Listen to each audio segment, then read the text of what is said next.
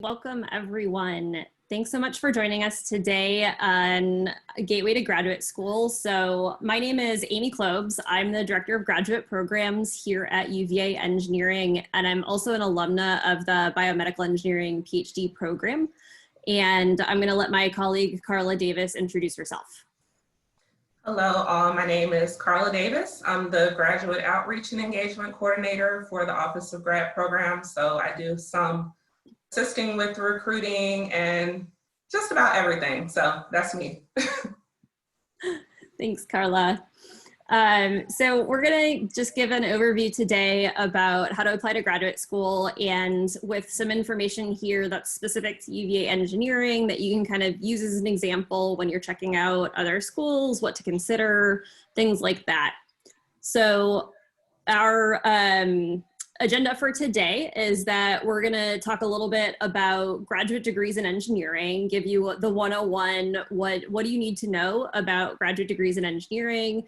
We know that we've got some students joining us today who are fourth years and ready to start applying. And we also know that we've got some folks here that are maybe first, second, and third years and just looking to learn more about like, what is a graduate degree? Why would I want one? What does that mean? And so we're going to try and cover all of that. And then we've kind of got some steps through the program on what to do before you start applying. So you should actually prepare to apply, not just dive right in. And then we'll talk about the application itself, the different components, and then what to do after you apply. All right, I will hand it over to Carla to talk a little bit about Graduate Degree in Engineering 101. All right, so the first thing I want to cover are the benefits of a graduate degree in engineering. Although the earnings are awesome, whether it's a bachelor's or a graduate degree, it will definitely enhance your earning potential over the lifetime of your degree, your salary. So you're definitely going to see that you have greater job security, career advancement, promotions will be flying your way a little bit more. Also, as far as research positions, you will definitely see that you're in the lineup to receive a lot more of those versus your entry-level positions, as well as you will have a competitive advantage when qualifying for jobs that require extra credentials. So teaching, any type of teaching, they're going to be looking for graduate degrees. So if academia is the route that you want to stay with, definitely you want to look into a graduate degree.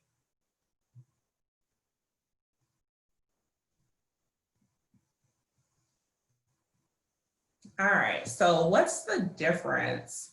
So we have the Master of Engineering, your Master of Science, or your PhD. It may be the PhD with that 5 to 7 years. Sometimes that can be the deterrent. However, with the Master of Engineering, you're gonna have more coursework based. So it's not gonna be as much research. This degree appeals to more students that don't really like the research piece as much, but they do know that they wanna go on and continue and get that graduate degree. It's a little bit shorter than your Master of Science. You can usually get out of that thesis. It may be a professional project that's required depending on the university you go to, and you would more than likely foot the bill for this Master of Engineering. So your Master of Science, it'll take a little bit longer, research-based program as well. So this one is going to be strictly research. You will more than likely have to do a thesis.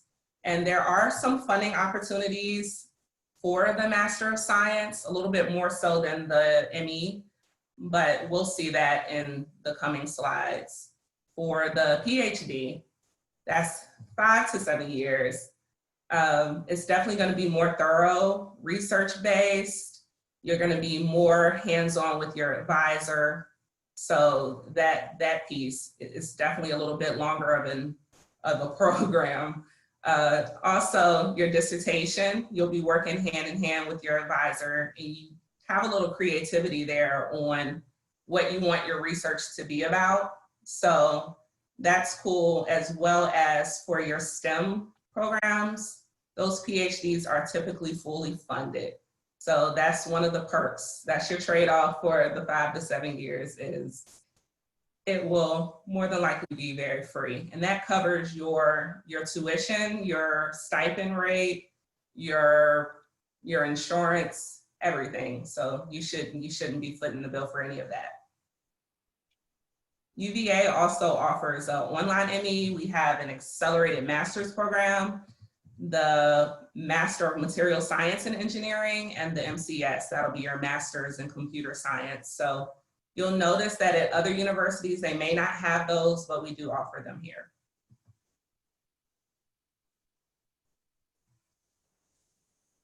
All right, so we have the overview of ways to fund your grad degree.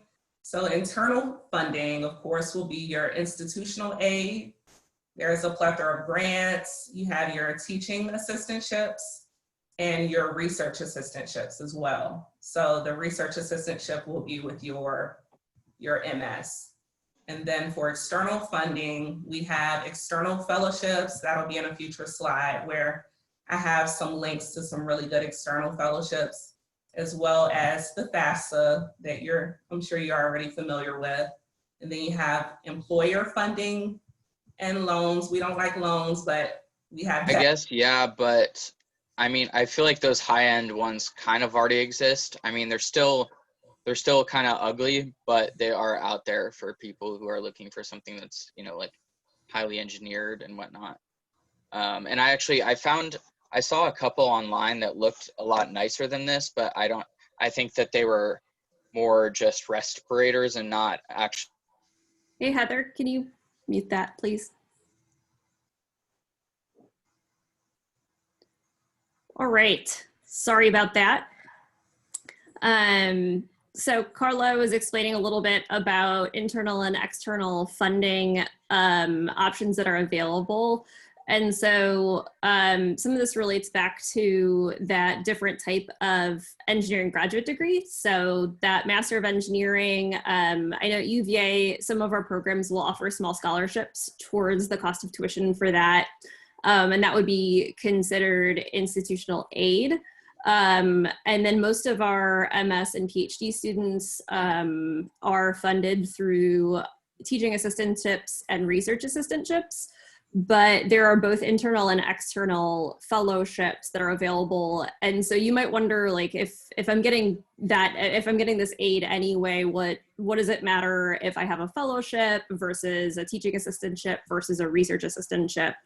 And so Carla's going to tell you a little bit more about what those look like.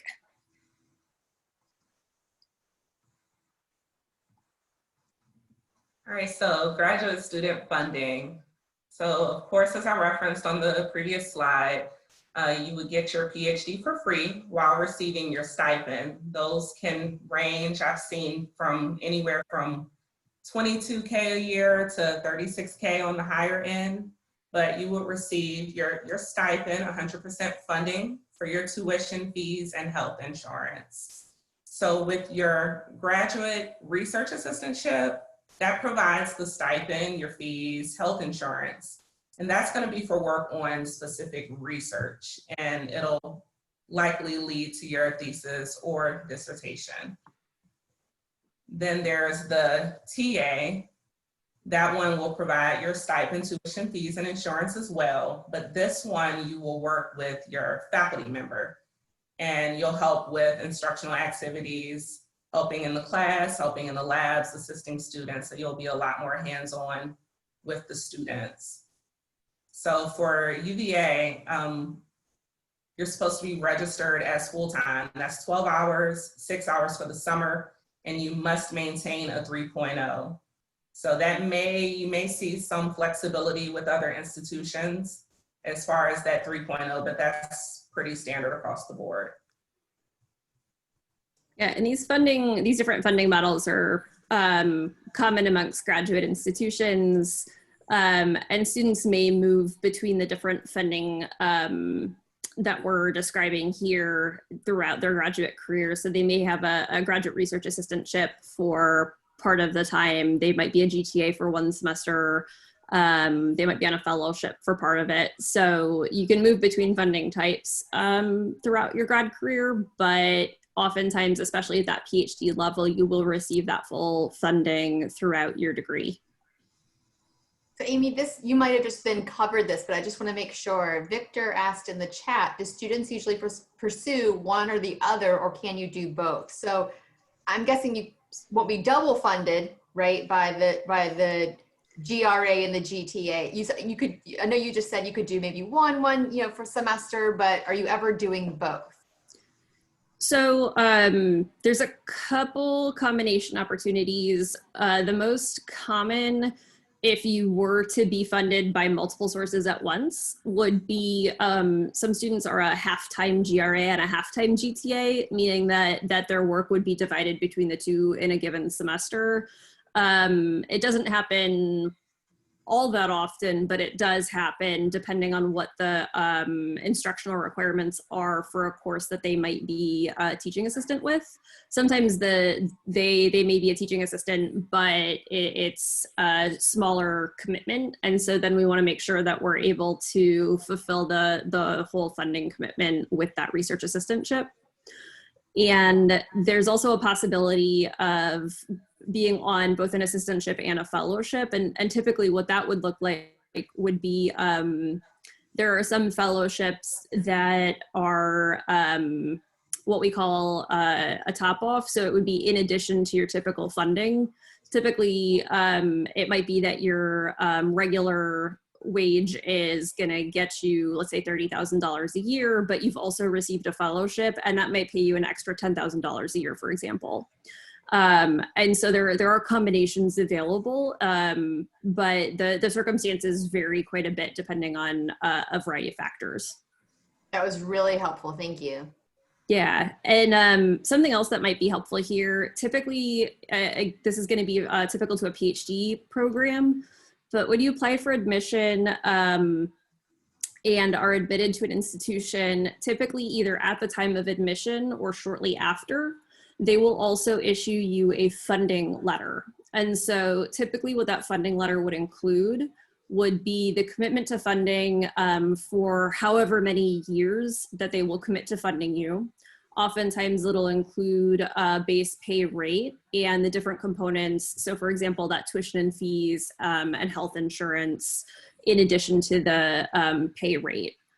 So typically you'll know what that is when you're evaluating offers between institutions. And it may not always be clear in that letter what the source of the funds will be, if that's a GRA versus a GTA versus a fellowship. Sometimes they'll tell you that up front, but that's something that often changes throughout your time as a graduate student, especially as a PhD, just because of the time frame. But they're committing you to that base, at least that rate of pay, regardless of the source that it's coming from.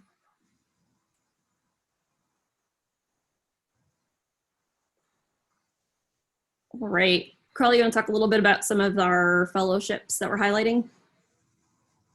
Yes, absolutely. So all of these I've linked to the website, so you can, since this will be recorded, you can go back and look at some of these, but all of these are really good external fellowships.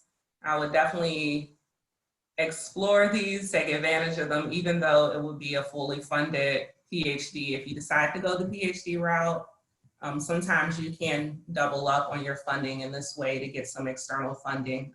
So it's definitely worth looking into.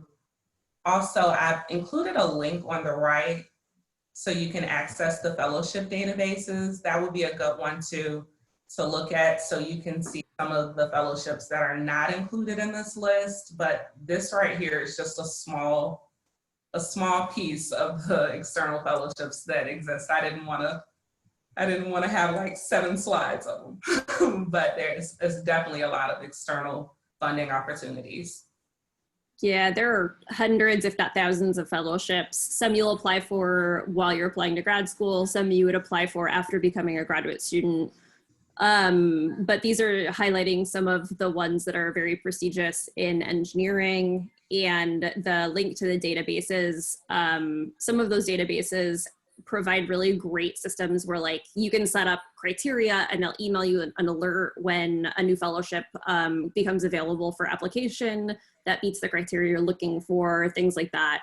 So it's really great that you can customize some of those to really automate the information to you instead of having to go out and look around a lot. I have a question that came up off of that for, either one or both of you. How would we know which fellowships we would need to apply to during the application process versus later on? I mean, obviously, I guess if we're looking at individual fellowships, it will tell us about an application deadline, but is there any website that kind of separates them out into during, I guess by timeline? So let me clarify something first, and then I will answer your question directly. So there are some institutional fellowships that may actually require you to apply for that fellowship while you're submitting the application to that specific institution. And so oftentimes you would see that either as a part of the application itself or in addition to the application, where an institution might say, hey, you're applying to our school, we'd also like you to consider applying for this fellowship that we offer. And so for those, really the school that you're applying to is the only way to find out about them. And then in terms of ones that might be what we would call an external fellowship, so it's outside of a specific school or institution, those oftentimes it'll tell you whether, like, who's eligible. And so some of them will specify that, for example, you have to be in a certain year of graduate school to be eligible to apply, or you have to apply before matriculating into a graduate program. And so typically that's spelled out in the eligibility requirements for a fellowship, but some of the databases will let you sort by that particular criteria to say, I'm already a graduate student versus I'm not a graduate student yet, which ones are appropriate for me. Thank you. Yeah, that's really great. And I think, when we've done this presentation together in the past, it's always, I think, really helpful for me, but also for the students to realize how many funding opportunities are out there. And so just sharing the sheer number, right, when Carla said I could fill up multiple slides, and I've actually just pulled up that website you have there on the right, and there are just so many wonderful databases. So again, students that are on here listening, I'm definitely going to send a follow-up email to you all. But again, that's great news to hear, because I know the funding piece can be a big question mark for a lot of folks. Yeah, and something that we hear a lot from our current graduate students is some of the challenges that they face about eligibility, especially with respect to US citizenship. And so some of the funding databases also allow you to search based on your country of citizenship. And so there may be fellowships that you're eligible for based on your citizenship for a particular country. But also it kind of helps, instead of looking through and saying like, oh, I'm not eligible for that one, I'm not eligible for that one, it kind of helps you really get at the ones that are most relevant to you more quickly. And I find that to be just really helpful.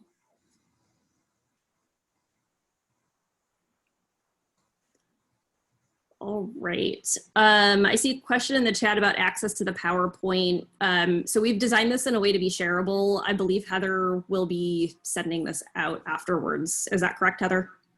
I am going to share the recording when that's available, but if you want to send me a PowerPoint show version, maybe of the PowerPoint, I can send that with the folks that were attending today right away. And then these same students plus others in the future will have access to the recording. Perfect, thanks. All right, so we're going to move a little bit from things to consider to how to prepare to apply for grad school. So, that grad school 101 really tells you a little bit about what degrees we offer as engineering graduate degrees, what's common, some things to think about when you're thinking through what makes the most sense for me. And this is going to be really critical to think about before you apply to graduate school.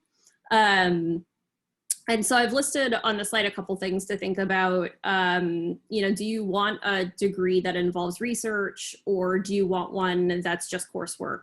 That's going to be really important. But it also, has to do with your career intentions. So why do you want to go to graduate school?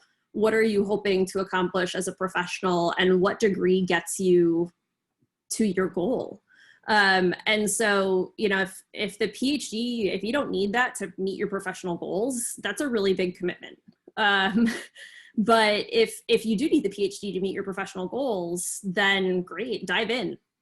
I know one of the things that I had a lot of questions about when I was thinking about graduate school was like, do I need a master's degree before I get a PhD? How does that work? Like, can I just get a PhD?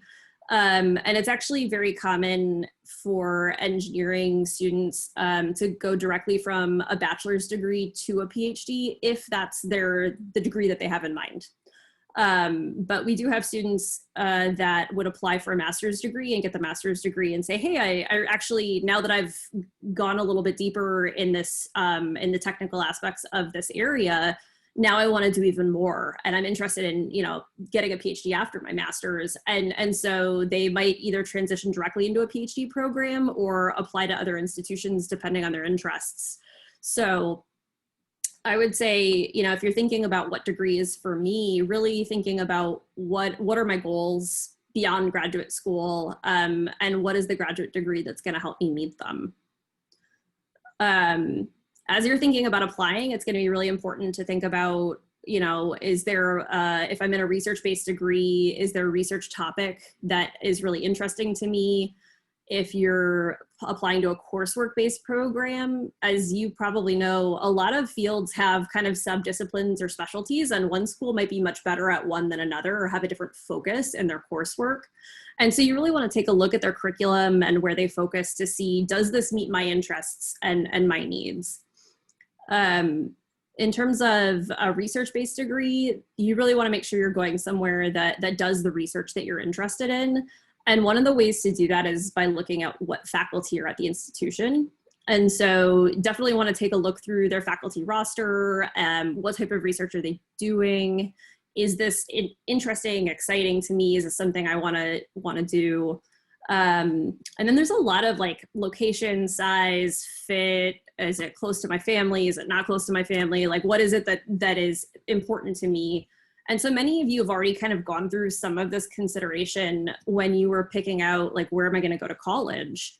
And you may have different answers or different questions to ask about choosing a graduate school, but it's really important to think about these things and do some research so that when you're ready to start applying, you know what schools you want to apply to, right? Because it'll take some time to kind of go through this research process. And then this will actually show up again, but if you have an institution that you're kind of interested in, I would say go ahead and like create an account for their application system just to check out what is it that I need to apply, what materials should I prepare. So that's going to be, I know sometimes when you want to go to grad school, it's just like, okay, I'll just start applying, right? The application is the first step, but this research piece is actually going to be super important. This is where you're going to be spending all of your time for 1 year, 2 years, 6 years. And so you want to make sure it's a good fit and that you're going to get what you came for. All right, shifting gears a little bit to the application itself. So there are the components of the application listed here, but we're actually going to go through and step through each of these with a little bit more information. So I'm actually just going to jump right into that. So on the application form, I touched on this, create an account at each place, and that way you can see what you need to prepare, if there are any deadlines. We'll talk about letters of recommendation in a moment, but checking out, like, do I need to collect letters from my letter writers? Does the system email them separately? Like, how does this work so that I can communicate with my letter writers? The earlier you do this, the better, because then there just aren't surprises, right? You don't want to get to the last minute and realize that, like, you didn't write one of the essays you needed and have to scramble to put that together at the last minute. And then we've dropped the link for UVA engineering here in case you are interested in staying for graduate school. We would love to have you. All right, application fee. So a lot of schools charge a fee to apply. You probably experienced this as an undergraduate as well when you were filling out your admissions applications. One thing that is different between an undergraduate application and a graduate application is that graduate schools, at least for engineering, have not really come together with a common application. So there aren't a lot of situations where you're going to be able to fill it out once and send it to multiple schools. For some other graduate and professional degrees, sometimes that's an option. But for example, for graduate degrees in engineering, typically you're going to have to do a separate application for each school. And so it's really important to think about, is this somewhere I really want to apply? Can I afford to do that based on the number of schools I want to go to? But also super important is you can ask for an application fee waiver. And so a lot of application fees run between $75 and about $125. And that's a lot of money. And so one of the things that we do for our engineering undergraduate students and our BACS students is that we actually waive the application fee to UVA engineering grad programs for you. And so if you are a BACS or a graduating engineering student, then keep an eye on your email, and we'll actually be communicating with you about that from the graduate office in the next couple weeks. All right.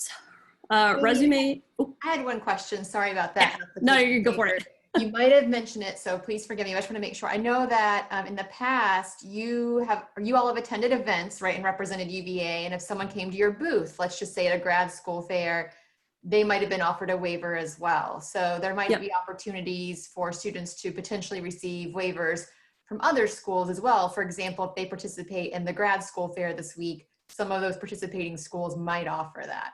Yes, and especially if you're participating in the grad school fair this week or really any other time, always ask the representatives, do you offer application fee waivers? Because oftentimes they do for people they meet at events and programs. But it's also information that you might be able to find on their website. Although typically the information that they have for general fee waivers is much more restrictive than the ones they provide at events and programs. So for example, I know UVA has an institutional criteria for waiving the application fee, but it's pretty restrictive. Whereas as the School of Engineering, when we go out and meet people that we're excited about, we often will provide fee waivers to the folks that we meet and have conversations with. Great, thanks. Yeah, I wanted to make sure people knew that maybe it wasn't just UVA, but how to kind of tap into other institutions as well. Thank you. Yeah, absolutely. You don't get what you don't ask for. So it never hurts to ask if somebody's willing to waive the application fee. So definitely put that question out there. All right. Another component is going to be a resume or CV in your application. And so I've highlighted here a couple things that when faculty review these, what they're looking for. And that actually is brings me to tell you a little bit about the admissions process. So typically for graduate admissions, a faculty member or a faculty committee will review your application within the department or program or at the school level. And so it's, again, it's often very different from undergraduate admissions where there's like a central admissions office that does all that. These are faculty experts that are reviewing your applications. And so it's kind of exciting because you do have somebody that really can relate to you, your background and experience, the type of things that you're interested in grad school. And oftentimes, especially for research programs, your faculty member or members of interest or the people with similar research interests to you, they're actually going to be reading your application and be getting excited about you. So when you're making a resume or CV, the things that faculty are looking for when they review these applications, oftentimes one of the most important things for research-based degrees, so the MS or the PhD, they're going to be looking for your research experience, research interests. Oftentimes, I know for our engineering students, you'll do internships that often is going to be similar or provide great preparation for research as a graduate student. And so that's something to also highlight. And your capstone projects as a fourth year are also going to be really great experience to highlight on that resume or CV. any accomplishments that you have as an undergraduate student. So presentations and publications, if you've been engaged in research, but also things like awards and honors. And I know leadership experience is also really critical. So as a graduate student, you're often doing a lot of independent work. Sometimes you're leading a small team of your peers or of graduate and undergraduate students through a project in your research. And so that leadership experience is also going to be really critical. And you have a lot of support for these documents. So when you're thinking about putting together your resume or CV, definitely use the resources that you have available. Have your document reviewed by multiple people. The faculty here that you're working with as an undergraduate student, the people teaching your classes, all of that, like they review graduate applications, and so they'll be able to provide really good feedback for you. But you also have the Center for Engineering Career Development as an awesome in-house resource that will also provide tips and help on what to put in these documents, as well as review for you. Yeah, thank you, Amy. I'm going to drop a link in the chat that goes to our website. And students, we do have a grad school section on our website if you're thinking about preparing for grad school. So some of these same considerations, we do give some tips and advice for an essay that's going to be coming up that Amy's going to chat about. So I'm going to highlight where you can find that on our website. And then I'm also going to pop into the chat how to make an appointment with us to talk about all things grad school. So I'll pop those in the chat, Amy. I'll turn it back over to you. Awesome, thanks. And I'm seeing one question that I can address kind of quickly here. So the question is it better to have a resume or a CV for the grad application, and does it make a difference? And so for the purposes of a grad application, or really for anything, if they ask you specifically for one or the other, I would try and give them what they ask for. Oftentimes they'll ask for either one. And in that case, there isn't a strong preference. One of the things that I find, at least when I personally am reviewing applications, is that students tend to provide more information on a resume than they do on a CV, because they'll use bullet points to describe what they did as a part of an experience. Whereas on a CV, sometimes you don't get into that granular level of detail about like what techniques you used as when you did research as a summer research student or something like that. And so I find that whichever format is used, making sure that it gives enough information that your reader doesn't have to do a lot of digging to understand what you were doing. I like to use the saying, don't make them think, right? Make it really easy and obvious about why you're a great candidate. All right, transcripts. So you are going to be asked to provide transcripts as a part of your application. This is going to be for all institutions you've attended post-high school. So if you've got your bachelor's degree or pursuing a bachelor's degree, you'll want that institution. If you've done, I don't know, like summer classes at another school, you'll be asked for those. If you transferred institutions partway through a bachelor's degree, you'll be asked basically all of your transcripts. You need them all. And so when faculty are looking at your transcripts, they often are breezing through that for things like relevant coursework to know, are you prepared in a way that is going to allow you to be successful in our program? They want to know that you're well prepared, or if you're not, if they feel like, well, you know, we're not sure about your skills in this area, that they can make recommendations. Sometimes we'll do conditional admits to say, hey, we would love to have you. But we want to make sure that you're set up for success in X area. Would you please take a class there? So I don't, that's basically to say, if you're a little bit nervous about about your preparation, definitely start addressing that. Have some conversations to see, you know, am I well prepared? But at the end of the day, you know, there might be options for you to help strengthen that even after starting grad school. They're going to look for trends in your GPA. So for example, let's say your first year of college was really tough. It was a big transition. College was nothing like high school. You didn't have your study habits locked down and it wasn't that great. Well, that happens. And so if we see an upward trend in your GPA, that's great. I mean, if you're, you know, if you're a solid GPA the whole way through, that's fine. We're not going to fault you for not going from like a 3.9 to a 3.95 over the course of your career. But, you know, if you start out with a lower GPA, if you show that you are raising it semester over semester, that's great. So we're looking for really for trends there, to see how you rise to meet challenge and how you can grow with challenging experiences. And we'll also take a look at GPA and major, but some institutions will use GPA as a pretty big indicator of your possibility for success. One of the things that we do here is we actually use a holistic admissions process. So we have this big rubric chart of things to look at. I mean, we try not to use things like GPA as a specific indicator of your possibility for success, just because we know that people's background and experience is so varied that there isn't just one thing that says, yes, you know, this person's going to be a great grad student. We try and look at you more as a whole person.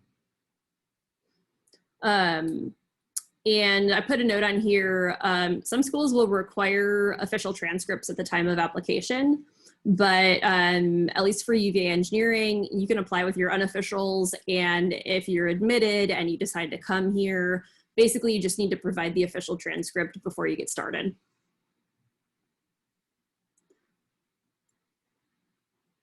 All right, test scores. Everybody usually groans when I have the slide. I can't hear y'all groaning. But there is something called the graduate record exam, the GRE, that many graduate schools require for admission.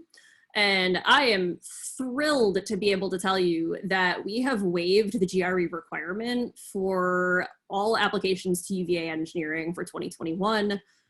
For those of you that are not applying for 2021 because you're, you know, second year or third year still, we will keep revisiting this year over year. I know last year we had, I don't know, probably half a dozen programs between master's and PhD that were GRE, that waived the GRE.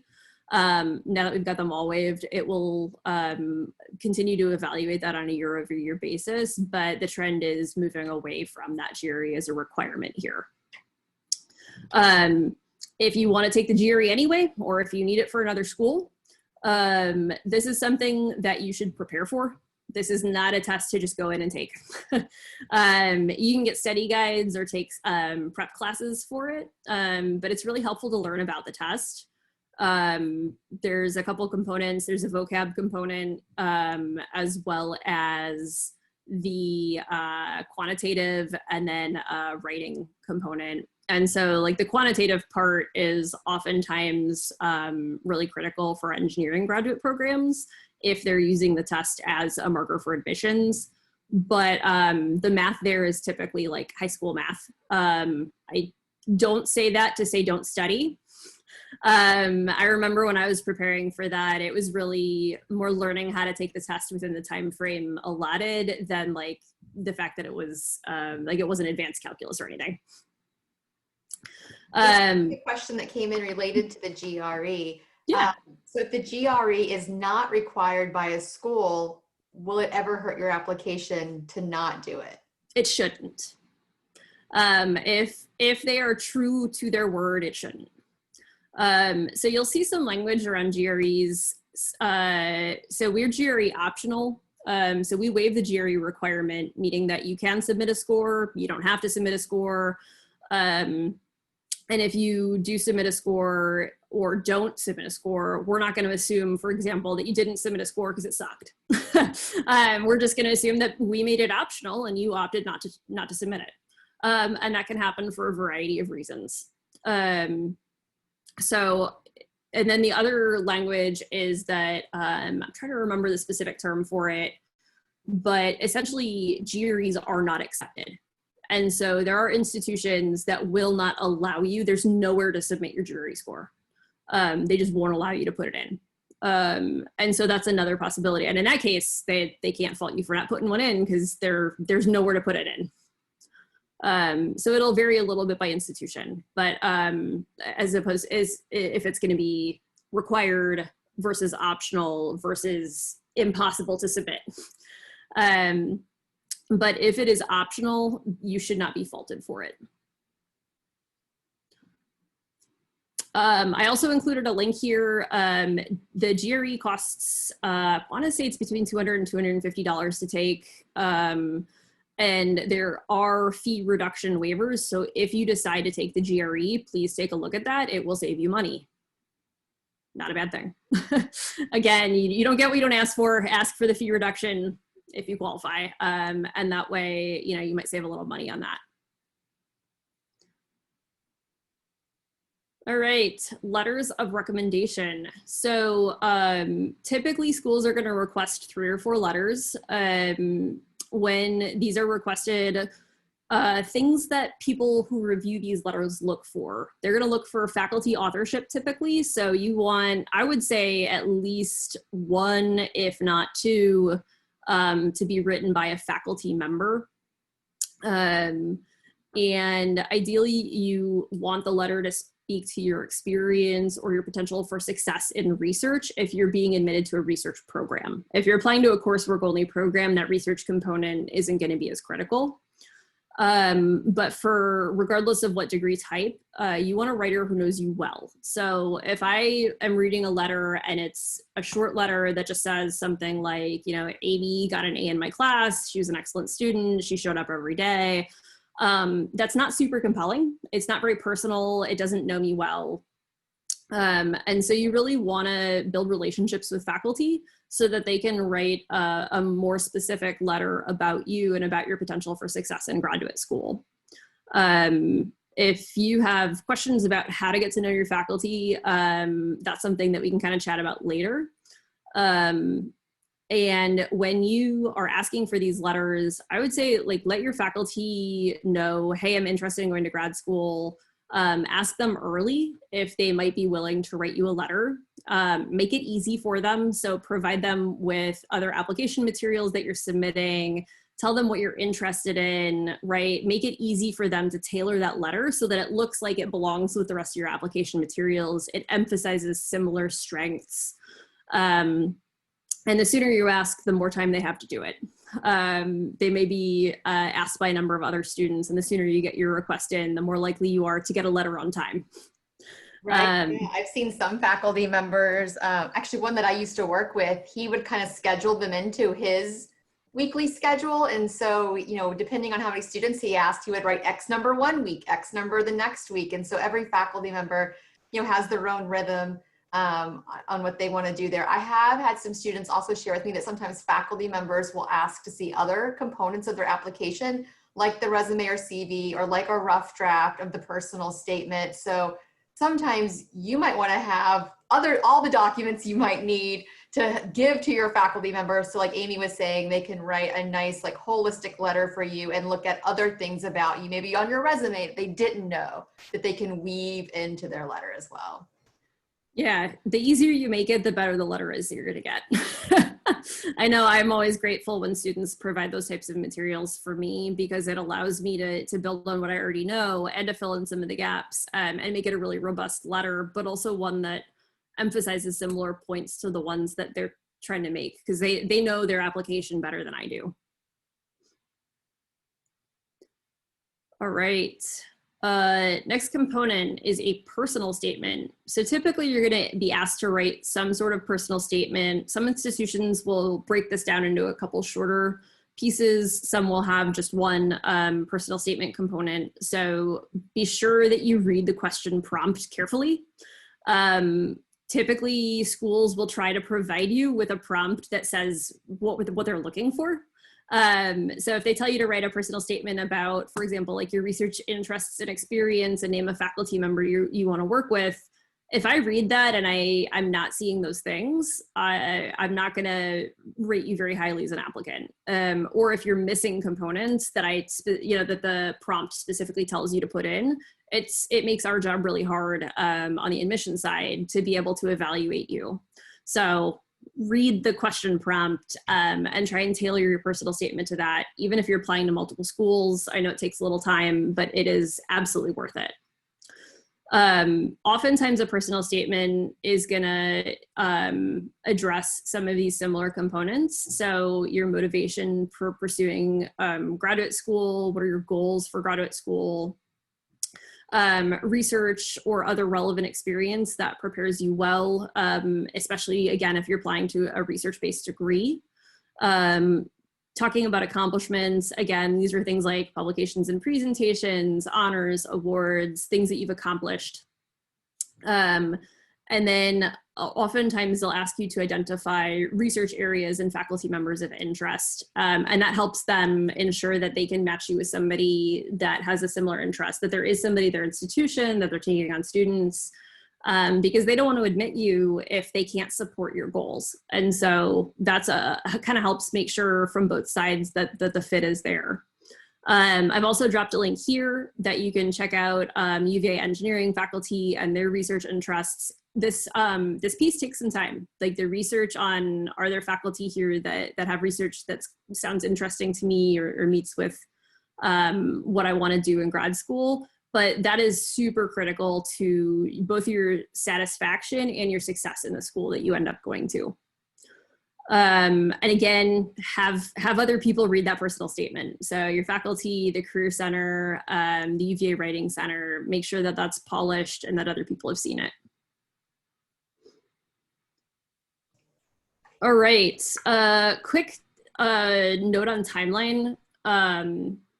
So you want to start preparing to apply for grad school at least a year before you want to start grad school. That's what I would recommend. You can definitely start sooner, but this is kind of around the latest that you're going to want to start preparing, just so you really can do that homework and research and know that your goals and the institutions that you're applying to will align to support your success.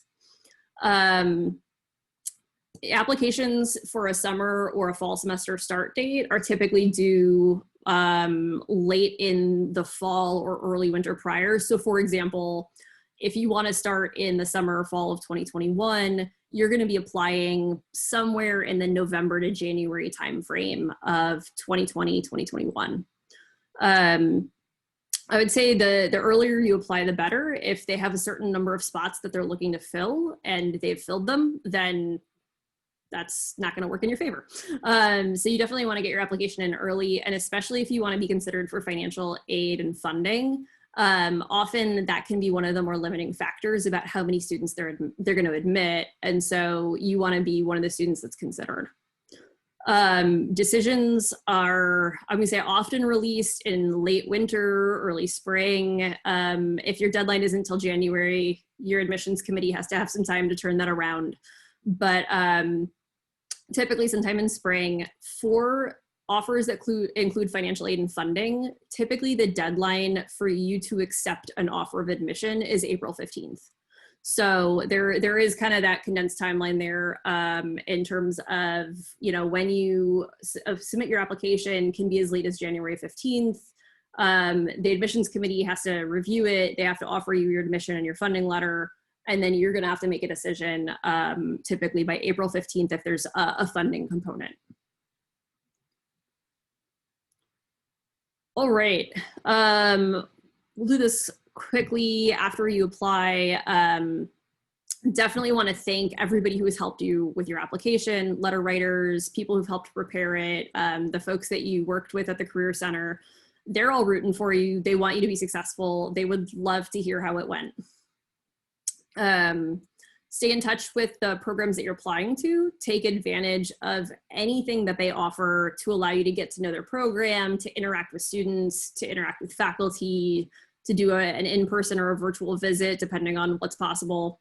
But that's going to be a big help in deciding, is this a good fit for me? And then some institutions might ask you to go for an interview or to do a virtual interview. And so definitely after you've submitted your application, you might want to turn your attention to preparing for that interview, just in case that does come up. And then of course, be mindful of those decision deadlines. So if they offer you admission, make sure you know when you need to decide by. All right. I'm actually going to skip over a little bit about grad student life. The slide will be there, but I want to provide a little bit of time for you all to answer your questions today. And so I know that we've got a couple folks who have answered questions or who have asked questions in the chat box. Yeah, so I have them queued up if you'd like me to read them for you, Amy, if that would be helpful. That would be super duper, so I don't have to do as much scrolling. Yes, yes. So Trevor said, I'm a mechanical engineer. Does it typically make more sense to get an MS or ME in mechanical engineering or to specialize in a field of interest, such as an MS in robotics or an MS in nuclear engineering? Ooh, good question. I have a really bad answer, and it depends. It really depends on what your career goals are. If you want to pursue a career that might include a research component, I would definitely think about the MS. An ME typically is coursework only, so you're really not going to get as much of that project-based work, the hands-on experience and research. And so it really will depend on what your career goals are, but that's something that the Career Center can help advise you about. So our engineering career advisors work with both graduate and undergraduate students. And so they can kind of help you walk back to say, well, this is what I'm really interested in doing with my career. What steps should I take to get there? And they can kind of help you decide, is an MS versus an ME going to be the most appropriate degree to meet that professional goal of mine? And in terms of specialization, it also depends. Some institutions will only offer a degree that's more general, but the curriculum might actually be more specific than it sounds. So for example, at UVA Engineering, our graduate degree is mechanical and aerospace engineering, but for example, our PhD students are not experts in like all of mechanical and aerospace engineering, right? Their curriculum's more tailored. Oftentimes they're going to be a mechanical engineer or an aerospace engineer in practicality, but the degree itself is more broad. And so I would look actually at all of those programs and see whose curriculum really aligns best with what you're hoping to get out of it. And it may be a specific program that does get at some of those more tailored interests like robotics, or it might be a broader program, but actually the curriculum focuses or allows you to focus a lot on robotics. I think the experience that you get as a part of the program and the training you get is going to be more important than what the degree specifically says. Yeah, exactly. I would be interested to know, what's the faculty member's research interest? Do they collaborate with other other labs at other institutions, or do they have like industry partners with different companies? And so that might kind of highlight a specialization as well, even if the program is something more general. Yeah, and this actually also reminds me about something else to address. So it sounds like you might be a mechanical engineer right now, interested in robotics, but I would also encourage you to look outside of mechanical engineering, because there might be, for example, computer engineering that would actually does a lot of the things you're interested in, and you can switch majors between undergraduate and graduate degrees. And it's actually more common than I think a lot of people know. So for example, my undergraduate degree is in biology, and then I got an engineering PhD, and it worked out. There were some things that I struggled with more than my classmates. There's a little bit of a learning curve, but it's absolutely possible, and it's actually fairly common. Great, thank you. Another question. I've heard a lot of engineering grad schools require linear algebra. Would it matter what semester I would take that? Unlikely. You may find a couple programs that are really specific about it, but generally, if they do require a linear at all, they're not going to specify that it has to be before your last semester or something like that. All right. So Carla did answer this question of Victor's, but I just want to read it out so we'll have it. Would asking a non-engineering professor for a letter of recommendation harm the application? And Carla had mentioned 1, no more than 2 non-engineering letters of recommendation if the requirement is 4. So, if they require 3 or 4, it's okay to have a mix. I've told students too, maybe have 2 faculty members. And if you did have an internship and you knew your supervisor really well, and they could also talk about what that could be helpful. So anything else to add there, Amy? Not from me. Carla, anything from you? No, I think it's good to have a nice mix. As long as it's more engineering letters of rec than anything else, I think that's ideal. Great, thanks. Great. And then I haven't read this this other question yet, but in general, should one tailor their graduate programs of interest with job location, ideally the position I would take after undergrad, in mind? I'm currently a third year and I'm not able to factor this into my graduate search yet, but I do feel that it would be ideal to acquire technical job experience. Ooh, good question. I'm gonna go with it depends again, but I'll give you more. So if you're interested in a coursework only master's degree, especially, I would say if you can find a quality program that is in your location of job interest, and I assume you mean geographic location by this question, then a lot of the network around that institution is probably also geographically going to be localized more so than it would elsewhere. And companies are often likely to hire somebody local, not all the time, but oftentimes being local can give you at least a slight edge over someone that might have to relocate for a job. And so, especially for a coursework only master's, if you can find an institution in that geographic area that is a great school, I would say probably worthwhile. One of the caveats there is going to be out-of-state tuition. It still applies in grad school. And so if you're paying your own tuition, the cost may be a factor to consider.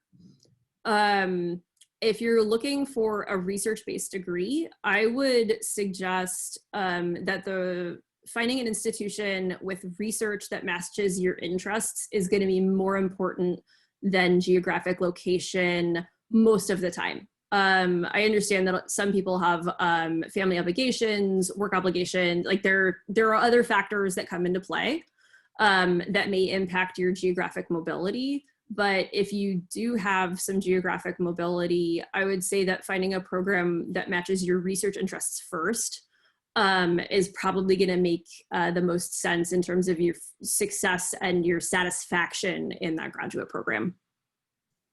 Thanks, Amy. That looks like to be all of our questions. I know we are right at 6, so I didn't know if you had a little bit more content that you wanted to share or anything else that you wanted to add on before we wrap up.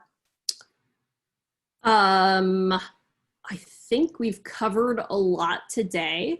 I know I speak on behalf of myself, and Carla can chime in, but if you have questions beyond this that you'd like to speak with one or both of us about, we're both here at UVA Engineering. We would be happy to chat with you. So, feel free to reach out if you'd like to. I'm usually fairly easy to find online, but if you can't, my email is amc5hu@virginia.edu. I will type that into the chat box for you all. But please feel free to take us up on more conversation or more questions if it's something that you're interested in. Great, thank you so much. We really appreciate both of your time, and I see lots of thank yous coming into the chat. So thank you, students, for being here. Again, I will follow up with you probably most likely tomorrow with some of the resources that we've talked about. And once Amy and Carla send me the copy of the PowerPoint, we're going to make this recording available online, and the Career Center is always here to answer questions for you as well. So I'd be happy to meet with any of you for an advising appointment this semester, whether you're considering a job and or an internship in research and grad school, or grad school is definitely the focus for you. You don't have to go this alone. So just like Amy said, feel free to reach out to them. Definitely take advantage of the Career Center here in the engineering school as well. We would love to chat with you. So I'm going to stop recording now.